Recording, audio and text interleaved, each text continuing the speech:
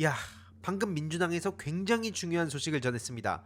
그동안 숨어있던 윤석열의 외교안보 브레인 역할을 맡은 김태효 씨가 이번에 어떤 짓거리를 저질렀는지 드디어 나왔는데요. 많은 시민들이 야, 김태효가 여기서 몰랐다는 게 말이 되냐? 그 시간에 기자들하고 밥 먹었다고 알리바이를 만든다고 해서 김태효가 이것과 무관하다고 볼 수 있는 사람이 어디 있겠냐? 라는 얘기가 나오지 않았습니까? 그런데 방금 이와 관련해서 굉장히 중요한 내용이 전해진 건데요. 내란 다음 날 미 대사한테 계엄이 불가피했다, 이런 헛소리를 했다는 게 드러난 겁니다. 아니나 다를까 12월 4일 김태효가 필립 골드버그 주한 미국 대사와의 통화에서 이런 말을 했다고 합니다. 반국가 세력을 척결하기 위해 계엄이 불가피했다, 이런 식으로 얘기를 했다는 의혹을 제기한 건데요. 그 내란 당일 골드버그 대사는 국가정보원, 외교부, 국가안보실 이런 온갖 정보기관 관계자들한테 연락을 시도했으나 일체 통화가 안 됐다는 거고요. 그 다음 날 유일하게 아침에 통화된 사람이 바로 김태효였다는 거죠. 그 더 어이가 없는 건 내란이 끝난 이후, 그러니까 한마디로 비상계엄을 국회에서 해제시키지 않았습니까? 그 이후에도 정신 못 차리고 입법 독재 타령하면서 한국 사법행정 시스템이 망가졌다, 반국가 세력을 척결하기 위해서 계엄이 불가피했다 라는 얘기를 했다는 겁니다. 이러니까 골드버그 대사는 경악을 했다는 거 아니겠습니까? 아니, 저게 제정신인가? 싶은 생각이 들 수밖에 없는 장면 아닙니까? 그 얘기를 했다는 게 바로 김태효라는 거고요. 결국에는 지금 이 윤석열 내란 속에 그동안 그렇게 브레인 역할을 해왔던 김태효가 말도 안 된다고 숨어 있었지만 꼬리가 잡힌 셈입니다. 그래서 지금 당연히 이걸 기획한 컨트롤 타워를 찾아서 저들 표현대로면 거기에 원점 타격을 하지 않는 한 이건 끝나지 않는 문제고요. 윤석열 김건희 잡아 넣는다, 저들이 사형을 당한다 해도 이게 끝날 문제가 아니라는 겁니다. 얼마나 방대하게 지금 얽혀 있습니까? 영구집권 쿠데타를 꿈꾸면서 국민들 향해서 총뿌리를 겨눈 것들은 반드시 사형, 무기징역, 가장 강력한 처벌을 남기는 선례를 똑똑히 보여줘야 된다는 겁니다. 이런 이에 대해서도 원조 간첩 김태효가 빠져 있었던 게 이상하다, 그럼 그렇지 라는 반응들이 이어지고 있고요. 참고로 잘 모르시는 분들 위해서 간략하게만 다시 한번 말씀드리면 김태효는 이명박 정부 때 군사기밀을 유출했다가 대법원 유죄 확정 판결 받은 사람입니다. 그래서 22년 10월에 민주당에서도 저 김태효 1차장을 당장 경질해라, 아니 기밀 유출했던 것을 국가안보실에 1차장으로 앉혀놓은 게 어떤 의미겠습니까? 지금 이 순간에도 우리 기밀들이 여기저기로 유출되고 있을 거라는 두려움을 가질 수밖에 없는 거 아니겠습니까? 하지만 보란듯이 대통령실에선 경질 안 한다라고 그 김태효를 지켜서 역시 그 실세구나라는 얘기가 나왔고요. 오히려 더 나아가서 두 달 뒤에는 보란듯이 윤석열이 사면을 시켜줘 버립니다. 말도 안 되는 일이 벌어진 거거든요. 민주 진영에서 이런 똑같은 일이 벌어졌다고 한번 생각을 해보자고요. 유죄 확정된 지 불과 2개월 만에 사면 대상에 포함시켜버린 겁니다. 그렇게 김태효를 지킨 건데 앞서 말씀드렸듯이 이게 또 이명박이랑 연결이 된다는 거죠. 뭐만 하면 이 만악의 근원이 다 이명박 때부터 시작이 되는 겁니다. 물론 그 앞에 전두환, 박정희, 이승만 등등 있지만 요 근래 들어서 민주사회가 됐다고 사람들이 인식한 이 시점에 상상도 못할 짓거리를 저지르면서 국민을 분열시키고 그 씨앗을 뿌려가지고 지금까지도 나라를 좀먹게 만든 그 장본인이 바로 이명박이라는 거죠. 그때 김태효도 제가 관심을 가지고 있는 사이버 심리전, 여론전 거기에 동참했던 사람인데요. 군 사이버 사령부 댓글 공작 사건에 연루돼서 재판을 받은 바도 있습니다.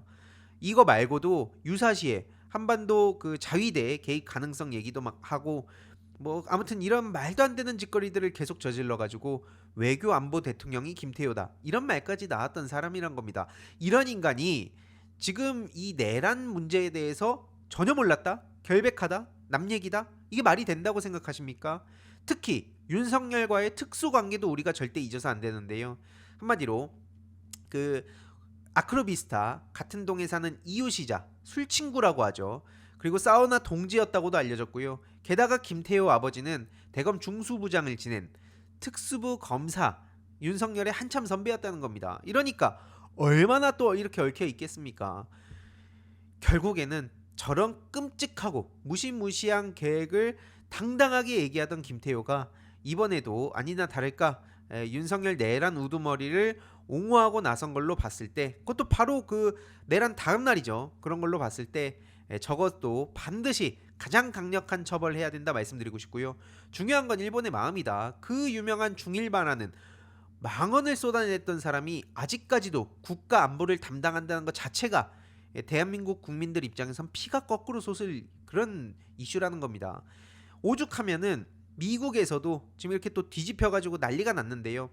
블링컨 국무장관이 이번에 윤석열 조치에 대해서 심각한 우려를 전달한 겁니다. 지금 그 조태열 외교부 장관 회담에서 면전에서 이런 얘기를 한 거예요. 한국 민주주의 회복력은 강하다. 헌법과 법치 얘기하는데 지금 윤석열은 물론이고 거기에 붙어있는 그 측근을 자처하는 것들, 내란 그 동조당 세력들 전부 다 헌법과 법치를 대놓고 무시하고 있는 상황이죠. 오죽하면은 저것들이 뭐라 그럽니까? 뭐 사법부 부정은 디폴트고 이제 하다하다 헌법재판소까지 무력화시키려고 하고 있습니다. 그래놓고 모든 걸 지금 다 민주진영에 뒤집어 씌우고 있는 겁니다. 이러니까 미국에서도 얼마나 어이가 없으면 아니 지금 도대체 뭐더라는 거냐? 아니 북한, 러시아, 중국 그렇게 욕해놓고 지금 그들하고 하는 짓이 똑같지 않냐? 다음 주제로 가기 전에 짧게 중요한 광고 하나만 하고 가겠습니다. 바로 인터넷 비교원인데요. 인터넷 신규 가입 시 최대 48만원, 인터넷 가입과 동시에 현재 쓰고 계신 휴대폰의 통신사만 변경해도 추가 최대 30만원, 정수기 렌탈 시 최대 30만원, 무려 총 108만원의 혜택을 3년마다 받으실 수 있습니다. 그래서 약정이 끝나셨다면 꼭 신청하시길 바라고요. 현금 사은품 혜택을 원하시지 않는 분들은 무려 55인치 삼성 TV로 선택을 하실 수도 있습니다. 1670-2521 상담 받으시거나 네이버에 인터넷 비교원 검색하시고 상담 신청하시길 바라고요. 상담 시 저희 알림이 왕이도 채널 말씀 주시면 혜택이 있습니다. 현금 비밀 혜택과 함께 일본, 대만, 베트남, 필리핀, 태국 여행 시 해외 로밍 걱정 없이 사용 가능한 유심사의 2심 쿠폰을 보내드리니까요. 새해 이벤트로 혜택도 더 드리고 있으니 절대 놓치지 마시고 인터넷 비교원을 검색해 주시길 바랍니다. 미국이 맨날 무슨 형님 행세하고 뒤통수 치고 이런 것도 전 너무 어이가 없는데, 여기서 제가 이제 중요하게 보는 건 뭐냐면 윤석열과 내란 세력들 빼고는 다 안다는 거예요. 지금 성조기를 도대체 저것들이 왜 들고 나가는 겁니까? 태극기 모독 세력들이 성조기를 들고 있는데 미 국무 아니 이러니까 미 국무장관 블링컨도 저거 좌파다 이제 이런 얘기가 나오게 생긴 겁니다. 아니 뭐 뉴욕 타임즈도 그렇고 뭐 워싱턴 포스트도 그렇고 뭐 프랑스 24도 그렇고 전부 다 그냥 아니 전 세계가 그냥 뻘겋게 물들어서 종북 세력이고 간첩이라고 얘기할 만하게 이걸 어떻게 받아들여야 됩니까? 이렇게 굴욕적인 나라가 돼버렸다는 겁니다. 그것도 하루아침에. 이러니까 윤석열 리스크라는 말이 당연히 따를 수밖에 없는 거죠. 이런 와중에도 나는 정치는 모른다, 정치는 중립이다 얘기하면서 무슨 최상목 옹호하고 지금 환율이 회복됐다, 뭐 주가도 회복했다 이따위 소리들을 하는 겁니까? 저것들이 내란의 편에 서지 않는다고 말은 하지만 결국 지금 내란의 세력들한테 힘을 팍팍 실어주고 있는 거 아닙니까? 그래놓고 자기는 정치 중립이래요. 정치는 잘 모른대요. 평소에 정치 얘기 관심 없대요. 안 한대요. 기계적 중립이래요. 그런 것들이 이재명 정부가 들어서면 또 뭐라 그러겠습니까? 정치 때문에 경제가 지금 엉망이다. 이거는 좌우할 문제가 아니다. 바로 이렇게 태세 전환할 것들이라는 겁니다. 이걸 뻔히 아니까 많은 시민들도 열이 받는다는 거죠. 아무튼 미국도 버린 윤석열을 니네들은 언제까지 옹호할 거냐, 이 얘기가 핵심적인 내용이고요. 뭐 앞서 말씀드렸듯이 어차피 저들은 진실 이런 건 관심도 없습니다. 그냥 바로 저 블링컨부터 시작해가지고 뭐 미국이나 프랑스나 다른 나라 외신도 저것도 다 종북 세력인데 뭐 라고 얘기해버리면 끝나는 문제라고 보기 때문이죠. 그러니까 리스크가 끝나지가 않고 있다는 겁니다. 그래서 이번에 경찰의 역할이 매우 중요해졌는데요. 공조본에서 이렇게 같이 공조수사를 한다고는 하지만 핵심은 아무튼 지금 경찰이죠. 그래서 경찰 특공대도 그 헬기 진입을 해가지고 이거 하나하나 전략적인 목소리들이 막 나오고 있는데, 어쨌든 이번에 제일 중요한 게 뭡니까? 1차에 굴욕적인 이런 모습들을 보였기 때문에 공수처가, 그래서 이번에 2차 체포영장 집행에서는 철저하게 가야 된다. 또 헛짓거리하고 오면은 그때는 진짜 감당할 수 없는 지경으로 갈 수 있기 때문에 경찰에서 지금 만반의 준비를 다 하고 있다는 거고요. 그래서 특공대를 투입해가지고 헬기로 3차 저지선 위쪽으로 바로 진입한다든지 아예 장기전을 각오한다는 거죠. 이게 굉장히 중요한 겁니다. 애초에 단기전을 목표로 전략 전술을 세우는 것과 장기전을 목표로 전략 전술을 세우는 거는 온도, 방향 이게 다 달라집니다. 그래서 저도 지금 뭐 김태효, 윤석열, 뭐 정광훈 세력 등등등 얘기하고 있지만 왜 일본 극우와의 장기전이라고 얘기하는 거겠습니까? 다 거기랑 얽혀 있기 때문입니다. 일베가 왜 저렇게 일본 극우 세력들이랑 똑같은 얘기를 할지, 거기를 보면 막 미쳐가지고 찬양을 하고 다닐지 다 연결이 돼 있다는 말씀을 드리는 거고요. 이걸 당장 지금 뭐 하루아침에 이재명 정부가 등판해서 5년 안에 싹 다 갈아엎는다는 것 자체가 비현실적이라는 걸 알기 때문에 저도 장기전을 준비하는 거고요. 마찬가지로 여기서도 하루아침에 한 방에 끝내겠다는 계획이 아닙니다. 보시다시피 굉장히 치밀하게 특공대를 뭐 투입시키고 뒤에 그 다음에 저지선 뚫고 들어가면 형사들이 따라 붙고 경찰 기동대가 질서 유지도 해주고 수사팀에서 현행범 체포하고 뭐 이런 분업화된 작업들까지도 계획을 하고 있다 하고요. 물론 아주 자세한 실제 어떻게 움직일지 아주 긴밀한 정보는 이렇게 공개를 안 하겠죠. 당연한 거 아니겠습니까? 지금 그나마 이렇게 이런 다양한 방법들을 준비하고 있다는 내용이 나온 거고, 실제로 이지은 전 총경도 이와 관련해서 뭐 사전 작업, 여기에 이제 뭐 어떤 방식으로 하면 될지 뭐 드론 얘기도 나오고 있고, 그 다음에 이제 진입할 때 또 구체적인 내용들, 수색 및 체포, 참고 사항, 앞서 말씀드렸지만 이거는 말 그대로 대략적인 큰 틀이고 실제로 투입됐을 때 또 변수들이 생기지 않습니까? 그래서 전술적으로는 당연히 병력 운용을 할 때 그런 여러 가지 시뮬레이션을 돌려서 움직이게 될 겁니다. 하다못해 저도 이제 스타크래프트를 하면서 실시간 전투가 벌어질 때 내가 아무리 완벽한 빌드를 준비했다 하더라도 그 변수들 대처하는 거 시뮬레이션 안 돌리면 망한다는 걸 너무나 잘 알거든요. 근데 이제 경찰들은 가만히 앉아가지고 자기 암기 자른다는 능력으로 거들먹거리고 펜때나 굴리던 것들하고는 차원이 다릅니다. 실전으로 다져진 경찰들이 여기 투입이 되기 시작하면 아무리 저것들이 짱구를 굴리고 배째라 그냥 술에 취해서 횡설수설하더라도 대응할 수가 없다는 거죠. 그렇기 때문에 이번에 경찰 특공대부터 시작해가지고 이런 계획적인 그 투입이 매우 중요하다는 말씀을 드리고 싶고요.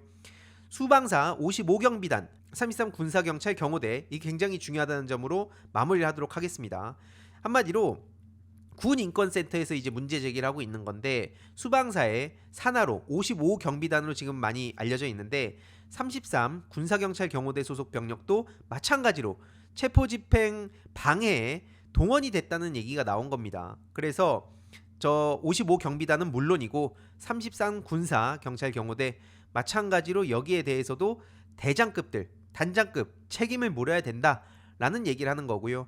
단순 참고인 신분으로 조사받았으니까 끝! 이게 아니라 적극 가담자로 규정하고 단호하게 책임을 물어야 된다는 겁니다. 저도 여기에 전적으로 공감하고요. 아무튼 지금 이제 본격적으로 윤석열 2차 체포, 이게 가장 중요한 쟁점이 됐고, 국회에서는 쌍특검 이게 어떻게 되는가, 요게 이제 각각 가장 중요한 이슈가 됐습니다. 물론 그거 말고도 뭐 유승민, 이준석, 홍준표 막 날뛰고 있는데 이거는 일요일 오후 3시 라이브 방송에서 조금 더 자세히 전해드릴 예정이고요. 그냥 이제 잡음, 소음 정도로 취급하시면 될 것 같습니다. 아무튼 이후로 어떻게 되는지 소식 계속 전해드리도록 하겠습니다. 이번 영상도 유익했다면 구독과 멤버십 부탁드립니다. 특히 멤버십 희동이님들께 정말 감사드린다는 점 다시 한번 말씀드리고요. 주위에도 널리 공유 부탁드리겠습니다.